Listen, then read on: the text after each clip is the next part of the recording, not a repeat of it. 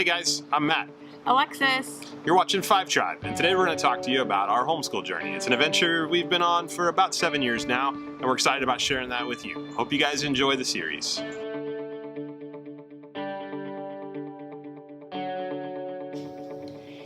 Hey guys, welcome to my kitchen.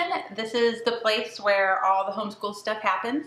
Today I just thought I'd talk a little bit about how we got started in homeschool and why we do it. So many people ask that question, like, how do you even know about homeschool and why do you actually do it? So I just thought I'd answer those. So first of all, we were exposed to it growing up.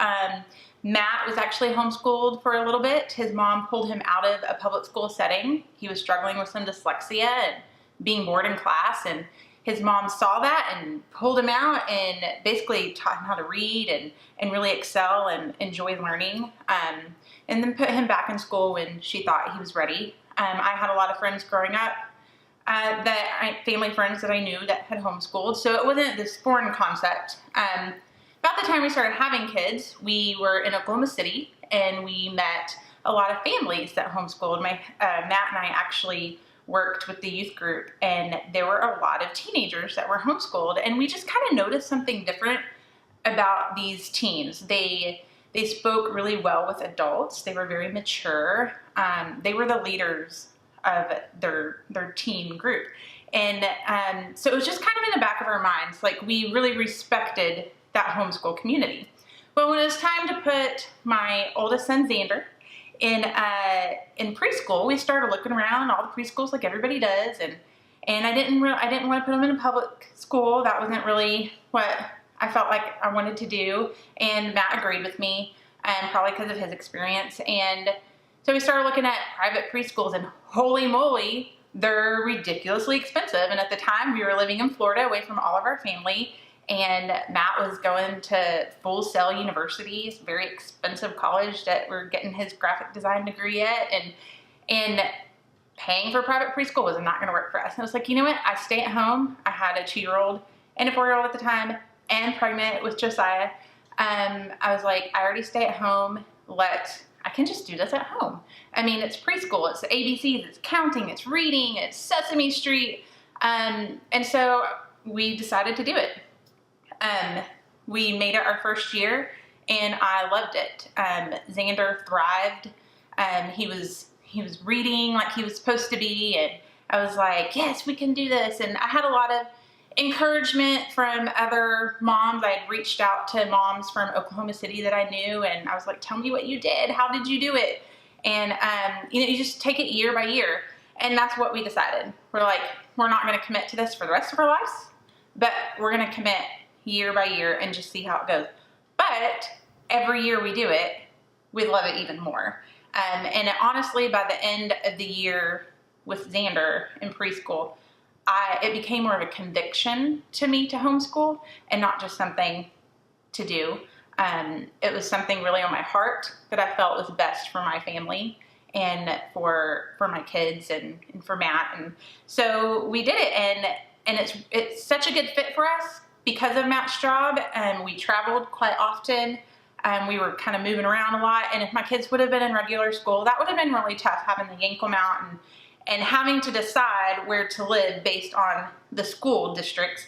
That would be tough, and that thankfully was never a thing. We homeschool, we can live wherever we want, and we can move whenever we want. It doesn't have to be a certain time of the year. So that's pretty much how we got started, and that's all my kids have known. We've done it year by year, and it's worked out great. And to be honest, it's really my dream job. I've always wanted to be a stay-at-home mom, and I love to teach. I taught dance years ago, and I enjoy doing that. And so it's really a dream come true for me to be able to stay at home and to teach my children and spend time with them. So that's pretty much how we got started. The biggest why that we continue to do it, I would have to say, would be freedom. We have the freedom to teach our kids what we want them to be taught or what they are interested in learning. And we have the freedom of a free schedule.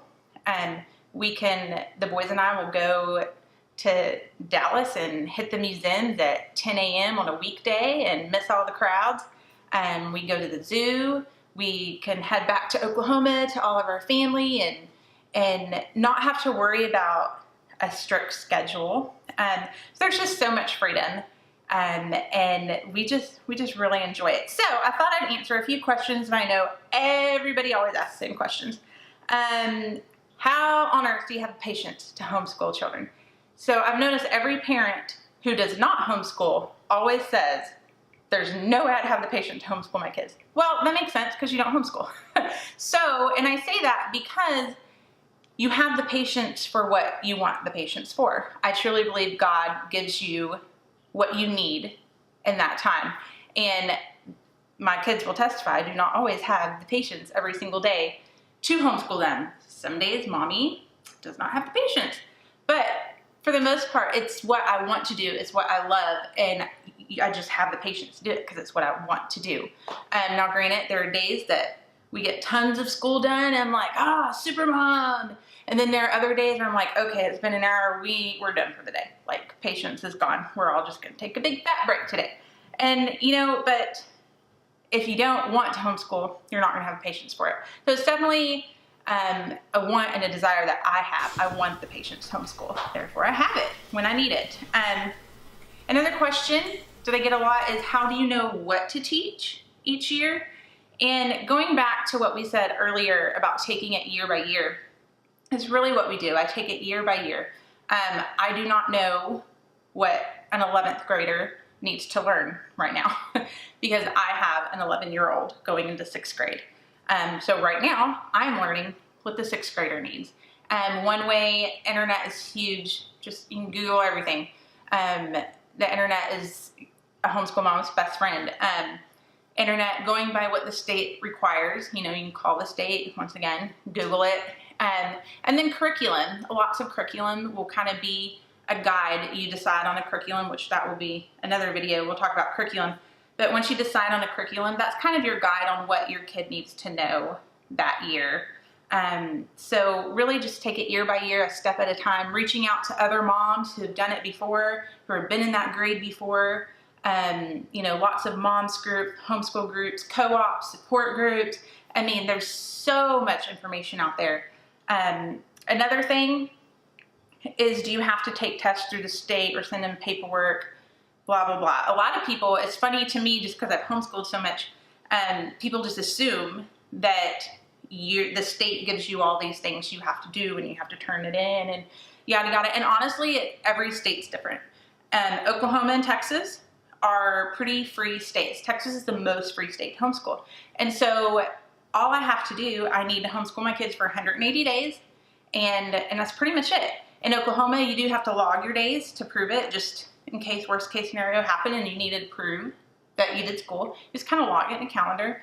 But no, I personally, we don't take tests and send them in. We can use whatever curriculum we want. Once again, it's that freedom that we have in homeschool and enjoy so much. Right now we're in the kitchen where most of our schoolwork is done. I don't have a separate room or a separate space. My kids don't all have their same desk, their own desk or anything like that.